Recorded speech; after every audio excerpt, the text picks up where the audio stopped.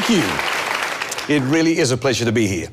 Wicked has broken just about every record possible for a Broadway musical and has won multiple Tony Awards and a Grammy. It has captured the hearts of audiences all over the world with its show-stopping dance routines, sensational sets and costumes, jaw-dropping special effects, and magical story of what happened in Oz before Dorothy dropped in. All this to a musical score by the composer of such hits as Godspell, Pippin, and Pocahontas, and the Oscar-nominated Enchanted, Stephen Schwartz. And now Australian audiences will finally get to see Wicked.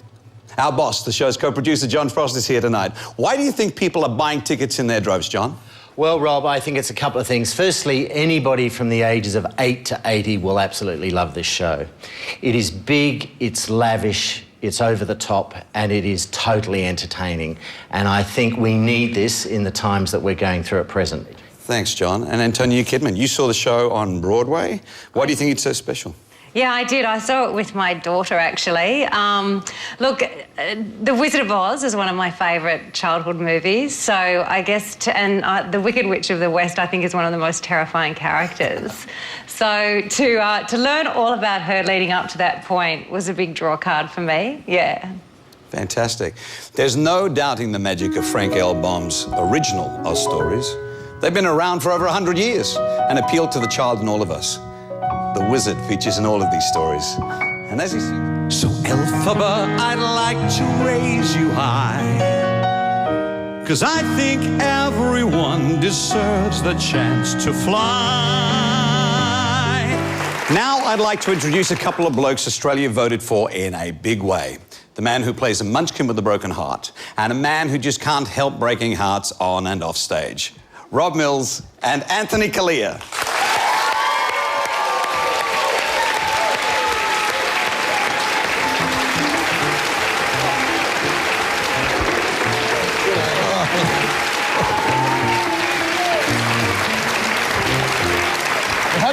There you go.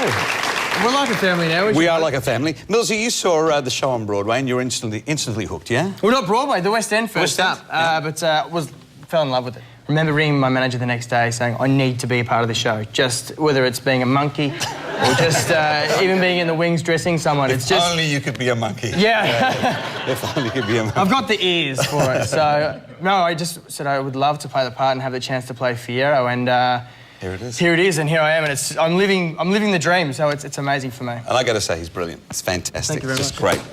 And how do you feel about playing a munchkin? Do you have something against munchkins? No, I got nothing. I have nothing. No.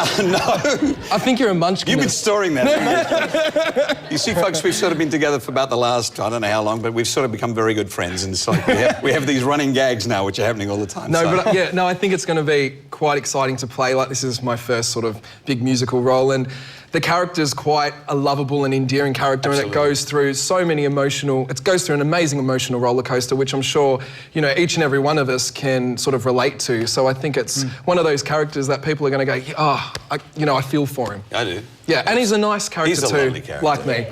Not to me, Not to me, it's not.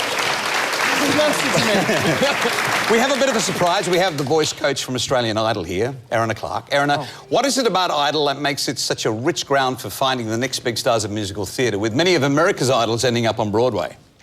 Oh, Rob, I think it's definitely the vocal coaching, actually. Well, you would say that, wouldn't you? I mean... No, look, I think you'd have to agree, guys. Hi, by the way. You know, Australian Idol provides a wonderful platform for any of the talent that comes through the show. But in the end, it's up to them or you guys what you do with it. Absolutely. I'm working with you too. I tell you, you just blow me out of the water. I've been around a long time, folks. Hence the hair.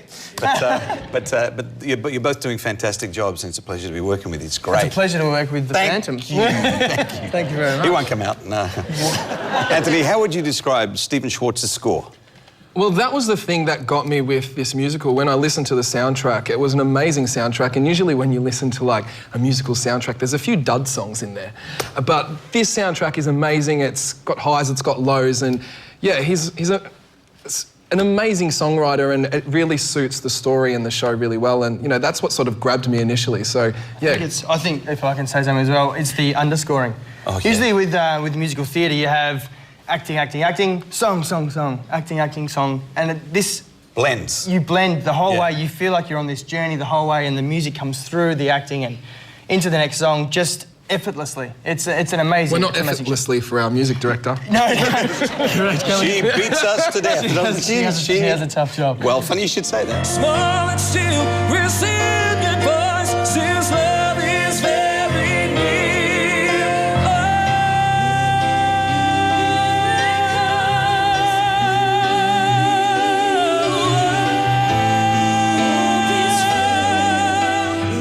Our next cast member was stamped into the show business history books for her role as one of the most wicked characters to ever snarl onto the small screen.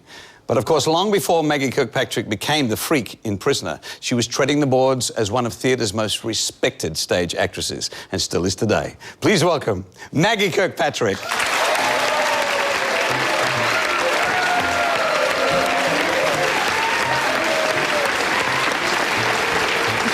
I'm not worthy. I'm not worthy. You sit right there. Thank you. Now, you're my partner in crime in this little thing that we're doing. Yes. Yes, so tell me about Madame Morrible. Well, firstly, I'm not going to say that she's wicked because I find Madame Morrible quite the most challenging and multifaceted character that I've had the privilege to play in musical theatre. Quite often musical theatre characters are fairly one-dimensional, but she's very complex indeed. Manipulative, perhaps, but I won't say wicked because I love her. Maggie, our two characters get their comeuppance thanks to their abuse of power. Jerry Connolly, does that scenario remind you of a few politicians you come to love impersonating? Yes, Rob. Oh, that's good. A one-word answer. We love that. And you'd think that the land of Oz would provide enough material from Polly's, but it's another Maggie, actually.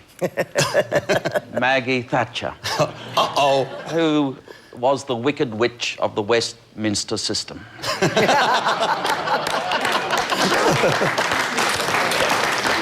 If you love something, set it free. If it returns to you, it is yours to keep forever. If it doesn't return, hunt it down and kill it.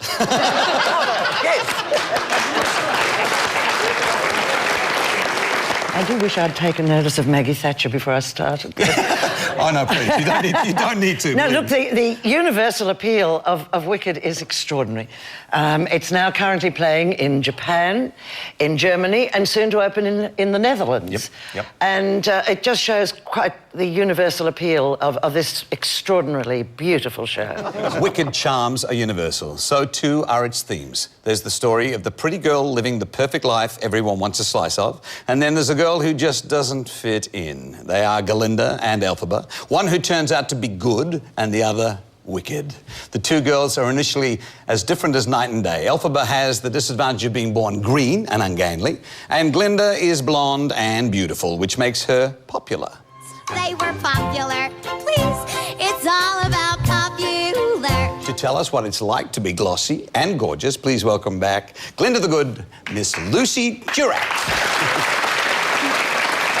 It's good to see you. Well, as Glinda would say, it's good to see me, isn't it? No need to respond, that was rhetorical.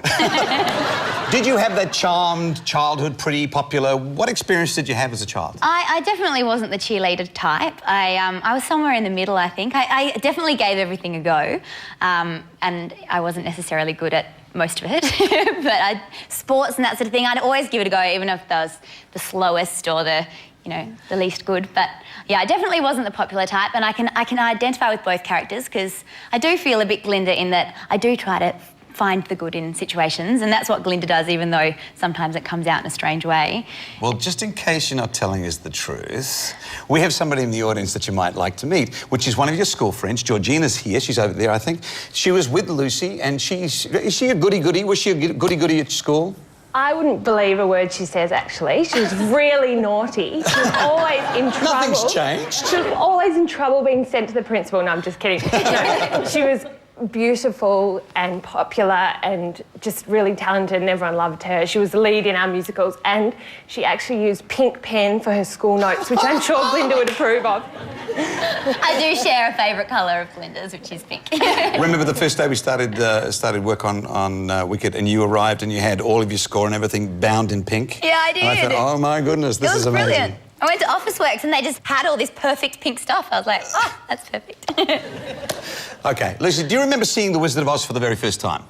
I don't remember seeing it for the first time. I remember seeing it a million times. My mum, I think I started watching it before I could even speak, and we watched it, and I could quote half of the film for you. In fact, we had a screening the other day during rehearsals, and I was finding it hard not to talk along with everybody in the show. But I did absolutely love it. We used to, at school, when I was in about year 3, there were a group of girls that on like playtimes or lunchtimes we'd play The Wizard of Oz, and there was a couple of girls who were slightly more opinionated than me, who always got in and got Glinda or Dorothy first, and I always wanted to be Glinda or Dorothy, but I'd always end up like being the Scarecrow or Toto or something. I'd be like, oh, that's unfair. But now I get to be Glinda. We have Nikki Webster in the audience, and Nikki, you played Dorothy in the Australian stage show of The Wizard of Oz with a 4-legged Toto, children and animals, and they have a habit of upstaging you. Did that happen to you? It certainly did. I mean, I was the child of the cast, so I didn't have an issue being upstaged by the kids. But in regards to Toto, I was constantly being upstaged. If she wasn't licking my face to wake me up from the poppy scene, or growling at the witch and biting the lion, then she was kind of doing number ones on the yellow brick roads.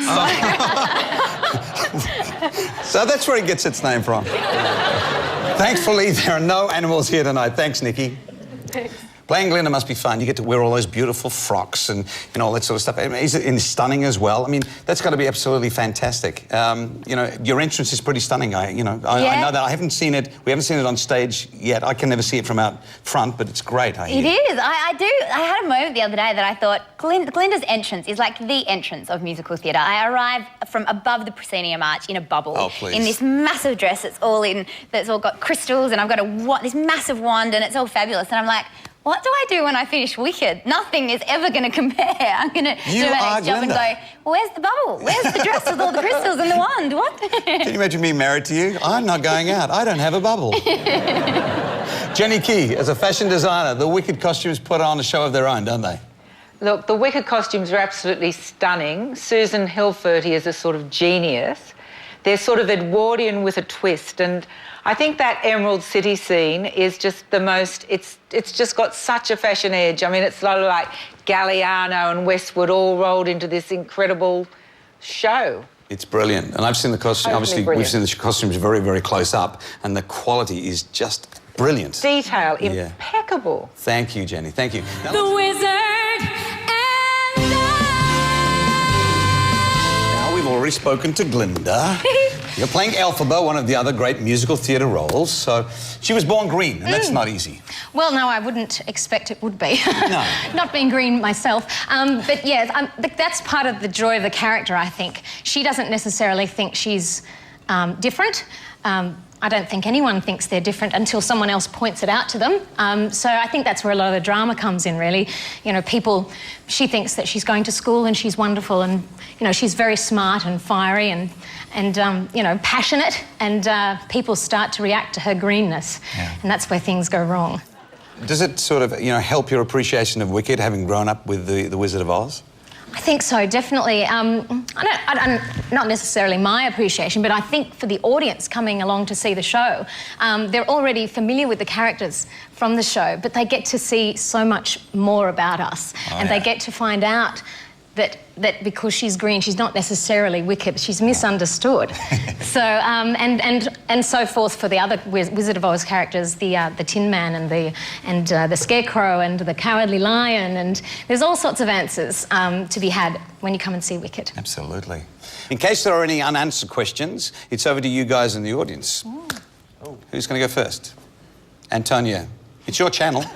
Sure. It's probably for the girls. I guess the concepts of friendship and sisterhood really resonated with me. The story really highlights, I guess, the intensity and how powerful friendship is. So was it at all emotional for you as performers? Oh, gosh, yes. Definitely. We had our first run through a few days ago in the rehearsal studio from the beginning to the end. And at the end of it, I finished walking upstage with Millsy and I started crying. And then I went over to just sat down and I started crying. And then Lucy joined me and we both started crying. And then we went shopping. So we just both sitting there crying and laughing at each other, crying, being ridiculously, soppy. So that's one of the biggest challenges at the moment, seeing as it's still kind of early days and it's all fresh, is sort of singing through crying, is because you can't help but some of it is so. And I have sisters and I have close girlfriends and Amanda and I have grown to be very close as well. And so all of that stuff does resonate so much, and you can't help but be quite emotional. And it is, especially seeing as at the very end of the show I have to then sing classically again in this kind of coloratura soprano voice, and I'm like, oh God, this is the meanest role ever. Who wrote this? Yeah. But hopefully we'll get over that by opening night. Yeah. Nikki, your turn. Yes, well, I've been lucky enough to work with both Anthony and Millsy, and... You call that luck? Well, kind of.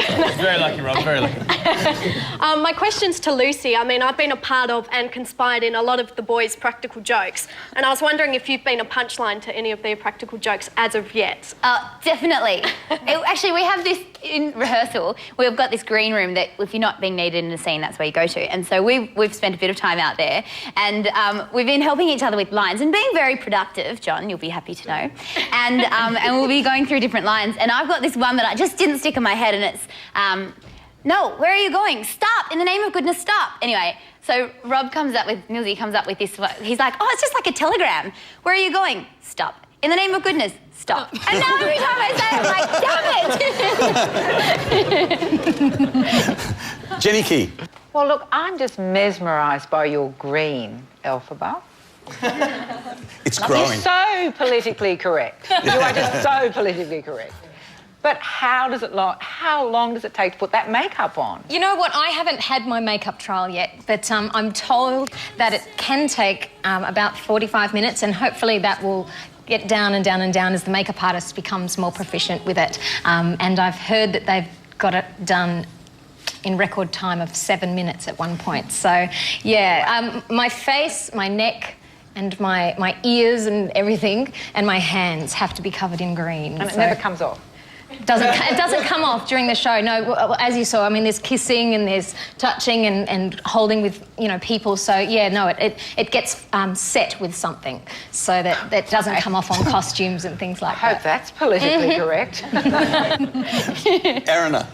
Anthony and Rob doing Wicked. It's a heavy schedule. Your vocal stamina, your emotional stamina. How and what have you guys done to take care of that?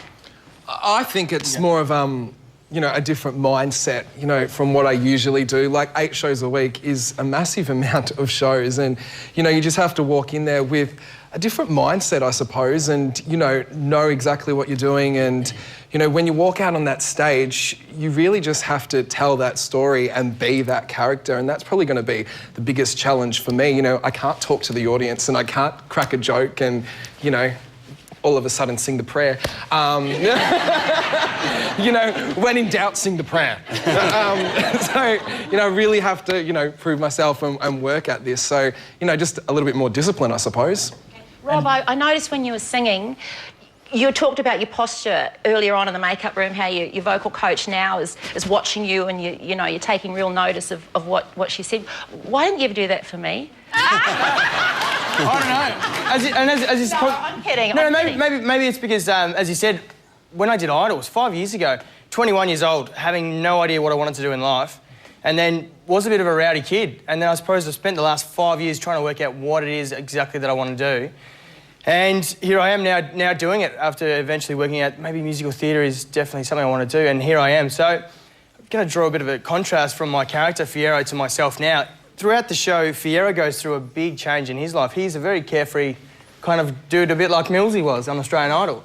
And then throughout the show, you learn that there's a lot more to him, and he grows. And I suppose the way I've grown in the last 4 years with discipline and training my voice and posture and all that sort of stuff.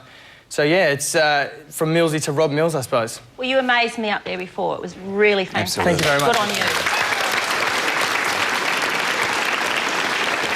This is always a dangerous throw. Jerry Connolly.